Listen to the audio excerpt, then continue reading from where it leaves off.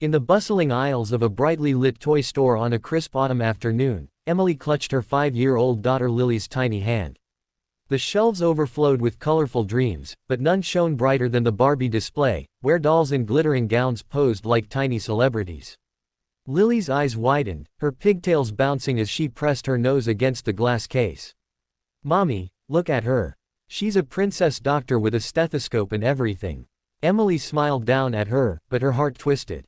As a single mom working 2 jobs at a diner and a laundromat, every penny went to rent and groceries.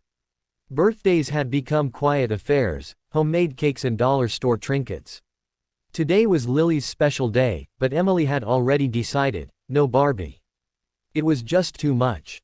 The store hummed with holiday shoppers, parents juggling bags and kids tugging at sleeves. Emily knelt beside Lily, her worn jeans brushing the linoleum floor. "She's beautiful, isn't she, sweetie?" she whispered, brushing a stray curl from Lily's forehead. The little girl nodded vigorously, her fingers tracing the outline of the doll through the glass. "Can I have her for my birthday, Mommy? Please. I'll share her with all my friends at school." Emily's throat tightened. She glanced at the price tag, $49.99, more than her weekly grocery budget. Leaning in close, so only Lily could hear, she murmured, "I can't afford a Barbie for your birthday, honey. But we can make one out of paper and crayons when we get home. It'll be our secret adventure." Unbeknownst to them, standing just a few feet away amid the chaos, was Alexander Grant, the CEO of Grant Enterprises, a tech giant that powered half the city's gadgets. Dressed in a tailored navy suit, his salt and pepper hair neatly combed, Alex had slipped away from a board meeting to pick up a last-minute gift for his niece. He wasn't one for toys, his world was spreadsheets and strategies. But something about the quiet exchange between mother and daughter pierced his usual detachment. He paused, pretending to browse action figures, his ear catching Emily's soft confession. The raw honesty in her voice, the love laced with sacrifice, stirred a memory of his own childhood, scraping by after his father's layoff. Lily's face crumpled for a split second, but she was resilient, the kind of kid who turned disappointments into games. "Okay, Mommy. Paper Barbie sounds fun. She can fly with wings we draw." Emily pulled her into a hug, inhaling the scent of strawberry shampoo from bath time the night before. They lingered a moment longer, waving goodbye to the plastic princesses, before turning toward the exit. Alex watched them go, his polished shoes rooted to the spot. In his high-rise office, decisions were black and white, profits over people. But here, in this fluorescent-lit haven of innocence, the lines blurred. He felt an unfamiliar pull, a whisper of empathy that demanded action. As Emily and Lily reached the checkout, juggling a single pack of crayons as their treat, Alex made his move. He approached the Barbie display with purposeful strides, his mind racing ahead. The sales associate, a teenager with neon-streaked hair, looked up curiously. "I'll take that one," Alex said, pointing to the exact doll Lily had admired, the Dr. Barbie with the white coat and tiny medical bag. "Unwrap it quickly, please." The girl nodded, bustling behind the counter. But Alex wasn't done. He scanned the shelves, adding a dream house playset, a wardrobe of outfits, and even a convertible car. The total climbed past $200, but money was the least of his concerns.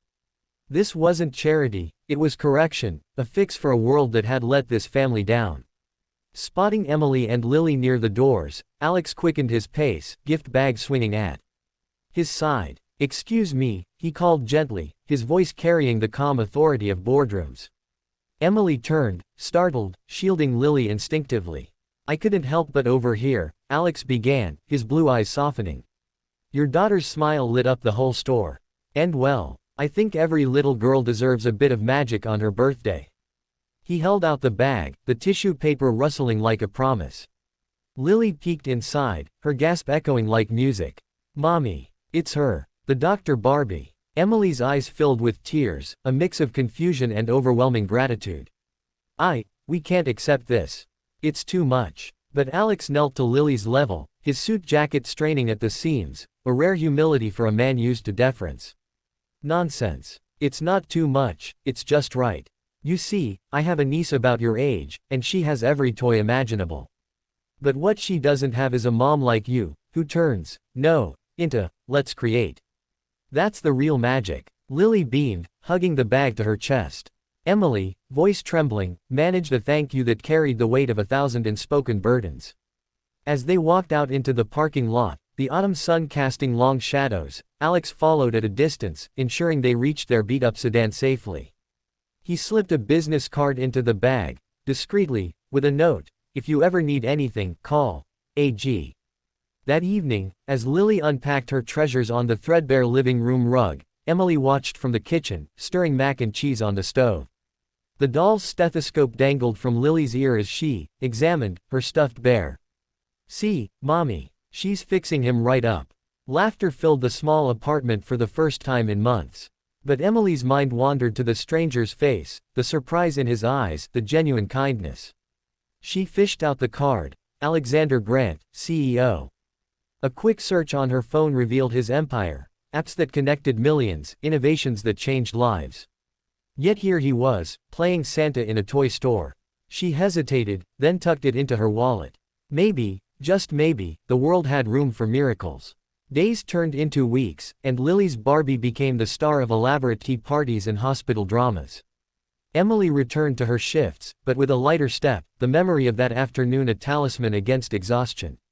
One rainy Tuesday, as thunder rattled the windows, her phone buzzed, an unknown number. "Ms. Harper, this is Alex Grant. I hope I'm not intruding." Her heart skipped. He explained he'd pulled strings at his company for a part-time remote job. Data entry, flexible hours, enough to cover rent without the double shifts.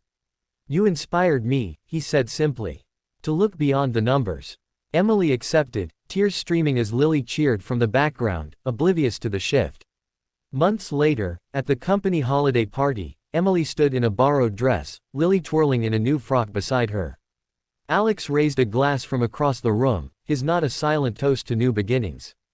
The single mom who once whispered apologies now led a workshop on work-life balance for employees. Lily, clutching her well-loved Barbie, waved at Uncle Alex, the man who'd turned a whisper into a roar of possibility.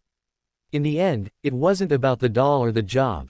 It was the reminder that kindness, overheard in a moment of vulnerability, could rewrite stories. And in a world quick to judge, one CEO's reaction proved that listening could change everything.